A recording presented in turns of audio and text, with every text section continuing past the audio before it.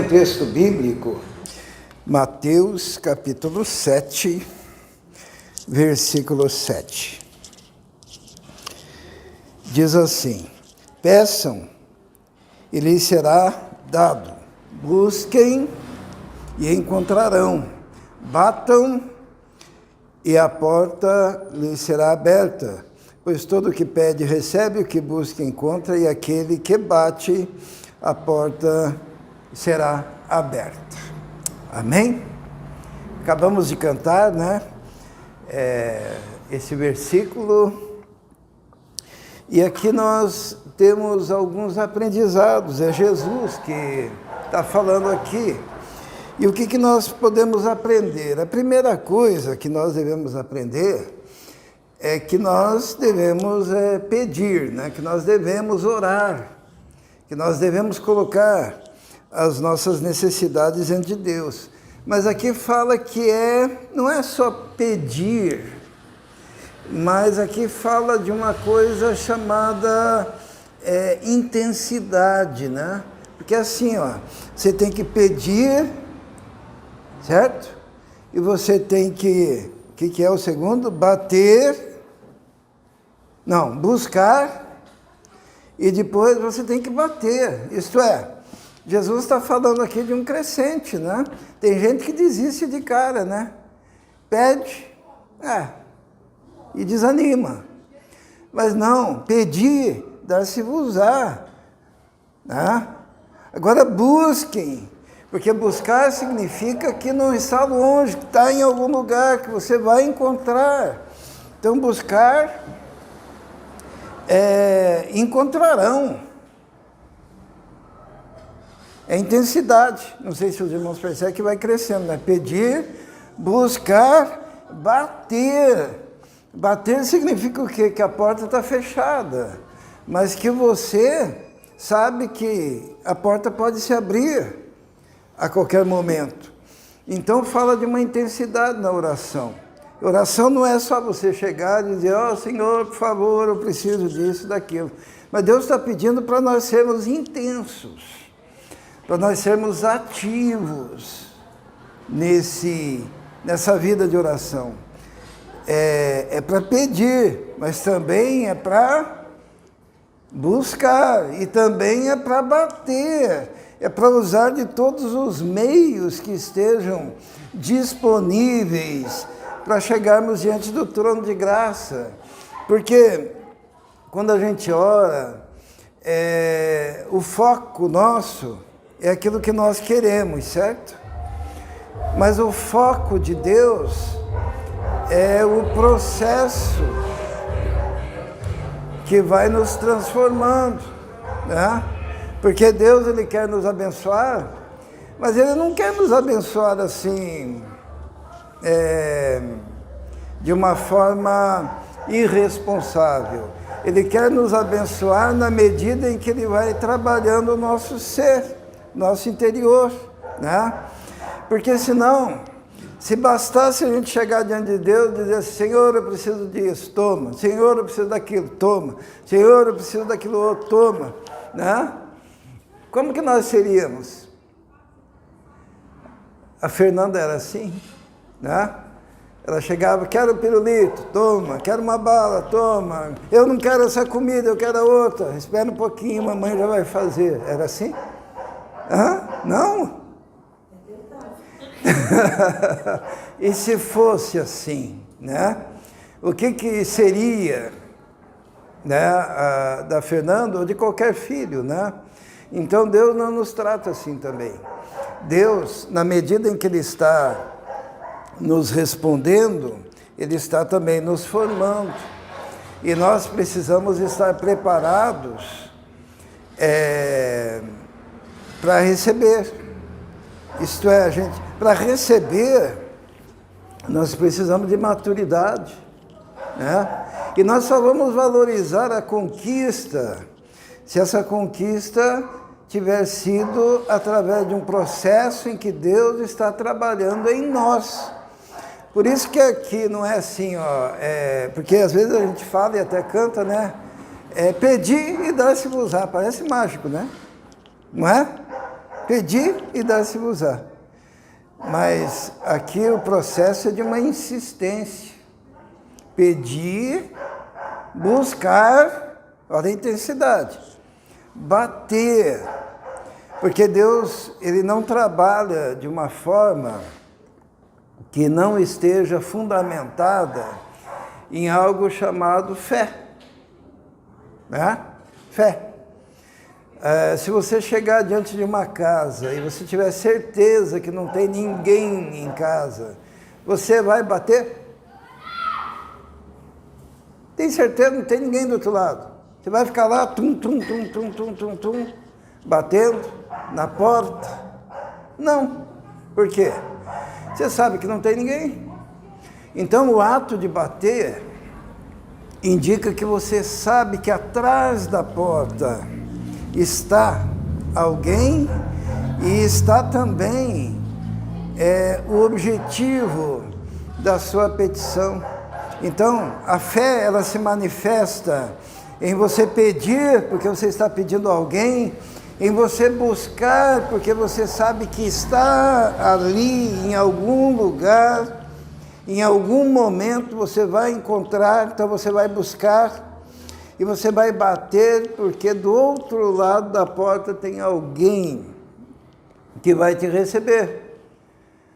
Se você não tiver fé, você não passará por esse processo. Então Deus, Ele quer intensidade, Ele quer o envolvimento, e que esse envolvimento seja uma demonstração, uma manifestação de fé e uma manifestação de dar importância real àquilo que você está pedindo. Isto é, você está pedindo de todo o coração, porque se for de todo o coração, você vai insistir.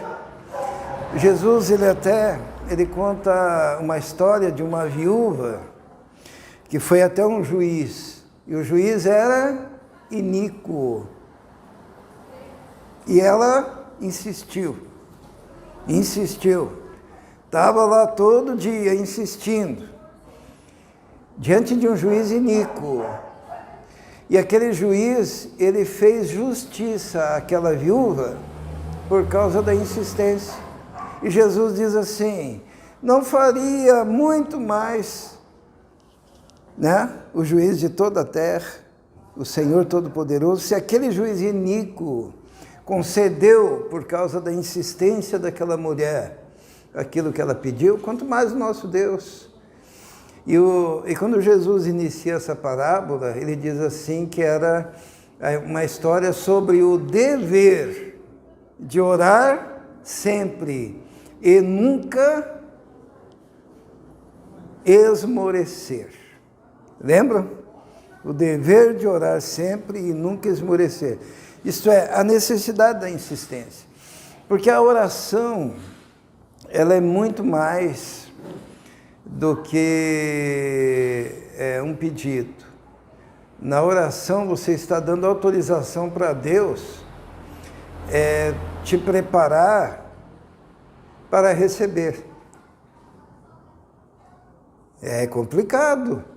A Miriam, ela pede, Senhor, me dê um marido extraordinário, sensacional, bom caráter, trabalhador, rico, né, honesto, justo, que me trate como uma rainha, certo? Daí Deus diz, então você precisa estar à altura dele. Então eu vou preparar você para recebê-lo. Daí, dependendo de como Deus te vê, você vai passar por um processo de preparação, né? Não estou dizendo que você não esteja à altura, tá? Estou querendo dizer que isso acontece com todos. Por exemplo, o Mateus pede uma princesa, né? Ele tem que se transformar num príncipe. E se ele for um ogro, o que Deus tem que fazer com ele? Dar-lhe experiências e trabalhar o interior dele para que ele esteja pronto para receber, né? Isso é na vida da gente, assim. E então oração, quando você ora, e dependendo do que você pede, Deus, ele não se engane, Deus ele vai trabalhar primeiro em você. Em você. Para que você então possa receber. E às vezes a gente pede cada coisa para Deus, né? A gente pede assim, Senhor, faça de mim um instrumento semelhante. E a gente cita alguém, né, assim, alguém extraordinário e tal. E daí Deus faz com que você passe por experiências que aquele indivíduo teve que passar para chegar lá. E você não vai gostar. Porque o processo é doloroso. Uma coisa que a gente precisa aprender é que Deus ele não trabalha com instantâneos assim, só para mostrar. Deus trabalha com processo. Por exemplo, um exemplo clássico, a gente pregou sobre isso, José. Dos 17 aos 30 ele foi preparado para ser governador do Egito, certo? Dos 17 aos 30 ele foi preso, ele foi jogado num poço, né? Ele foi vendido como escravo, ele foi assediado pela mulher do Potifar, ele foi esquecido pelo cara que estava preso junto com ele passou, né? Daí a gente diz assim, nossa, tudo que José tocava era abençoado, que eu quero ser como José, né? A Bíblia diz, eu quero ser uma Josefa, né? Eu quero ser como José. E daqui a pouco ela está presa, né? Daqui a pouco ela é traída pelos irmãos, né? E daí ela ora e fala, Senhor, não é bem isso que eu pedi. Isto é, você está preparado para o processo? Você tem responsabilidade no que você pede? É muito fácil, né? Por exemplo, vamos pensar no rei Davi, cuidava de ovelhas. Samuel vai até lá, né? Samuel olha conforme a aparência, Samuel imagina que eram aqueles irmãos bonitões, mas não, era aquele rapazinho lá que cuidava de ovelhas. E daí Deus manda ungir, derrama óleo sobre a cabeça dele e diz, você está sendo ungido neste momento, rei, no lugar de Saul. Aleluia, né? Glória a Deus, que bênção. Agora eu sou o rei. Daí o Samuel vai embora e ele volta a cuidar das ovelhas lá, limpar cocô de ovelha, né? Por quanto tempo? Quanto tempo? Eu acredito que foram uns 20 anos.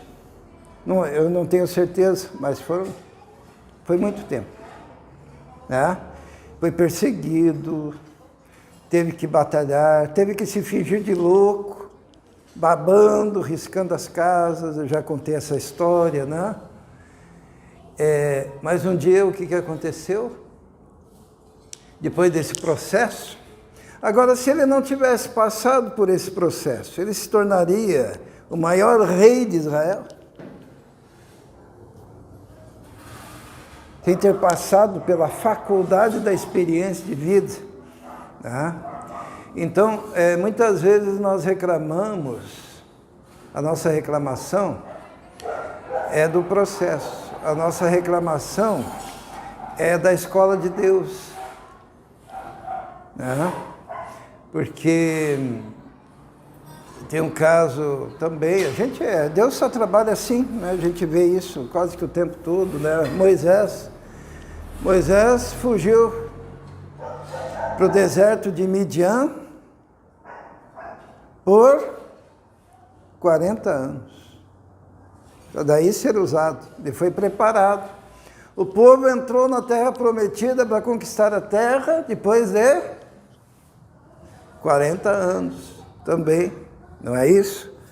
Paulo se converteu, ele era doutor, pós-doutor, tridoutor, ele era tudo aquilo que possa imaginar, falava um monte de línguas, era filosofia na cabeça, estudou aos pés de Gamaliel, que era o maior dos maiorais, dos intelectuais da sua época. Ele era uma sumidade, Paulo. Daí, eu te escolhi, Paulo. Daí ele pensa, opa, vou lá para conversar com os discípulos, né? O que aconteceu? Ninguém o recebeu. Nenhuma igreja o recebeu, nem os apóstolos e nem as igrejas o receberam. E ele teve que isolar-se na Arábia, e lá ele ficou alguns anos. E foi lá que ele teve a revelação mais extraordinária que nós temos. Porque se nós retirarmos da Bíblia o que Paulo recebeu nesses anos em que ele foi rejeitado, que foi o Evangelho da Graça, se nós não tivéssemos os escritos de Paulo aqui, nós não saberíamos da graça de Deus, e nós teríamos os escritos que falam da lei. E hoje, nós seríamos ainda escravos da lei. Foi Paulo que recebeu essa revelação. E pode pegar qualquer livro da Bíblia, Velho Testamento, você não encontra a doutrina da graça bem desenvolvida. É em Paulo que nós encontramos isso.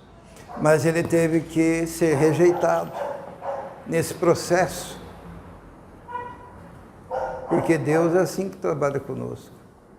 Por isso que é nos dito que nós devemos em tudo dar graças, né? E a palavra de Deus diz assim, que todas as coisas cooperam para o bem daqueles que amam a Deus. Nós somos envolvidos num processo para que possamos receber aquilo que Deus preparou para nós. Mas assim como Ele prepara a bênção, Ele prepara o abençoado. E muitas vezes esse preparo, ele é difícil, é dolorido. E é na perseverança que receberemos. Por isso que Jesus diz o quê?